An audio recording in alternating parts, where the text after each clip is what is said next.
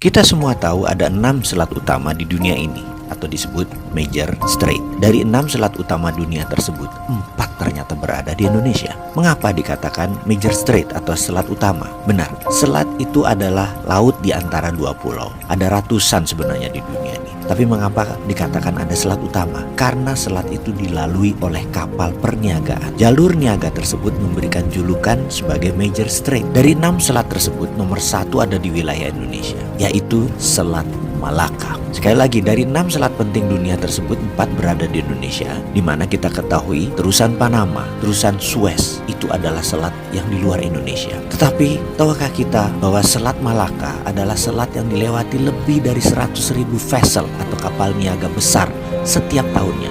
Dan selat ini merupakan selat terbanyak dilintasi kapal, sehingga dikatakan sebagai selat nomor 1 di dunia. Kita perhatikan negara di utara Indonesia, ada Jepang, Hong Kong, Taiwan, Korea Selatan, Cina, di mana semuanya adalah negara produsen besar di dunia.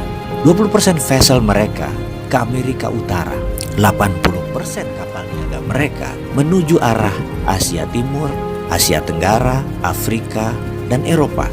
Dan semuanya melalui selat di Indonesia. Bahkan ada 18 juta barel per hari kebutuhan BBM negara utara Indonesia tersebut, di mana 80%-nya disediakan oleh Selat Hormuz, juga melalui Selat Malaka. Australia kalau mengirim barang ke negara utara Indonesia tersebut pasti melewati Selat Lombok dan Selat Makassar. Lalu Indonesia dapat apa sih sebenarnya? Jujur, Indonesia tidak dapat apa-apa dari laut yang dipakai tersebut, dari selat yang dipakai tersebut, tidak dapat apa-apa. Oke, itu masa lalu. Kalau ke depan bagaimana? Bagaimana kalau kita kendalikan selat itu sebagai aset bangsa? Peraturan internasional tidak ada yang mengatur negara archipelago seperti wilayah Indonesia, seperti wilayah negara-negara Pasifik Selatan. Kita peraturan internasional itu selalu mengacu pada aturan kontinental atau daratan.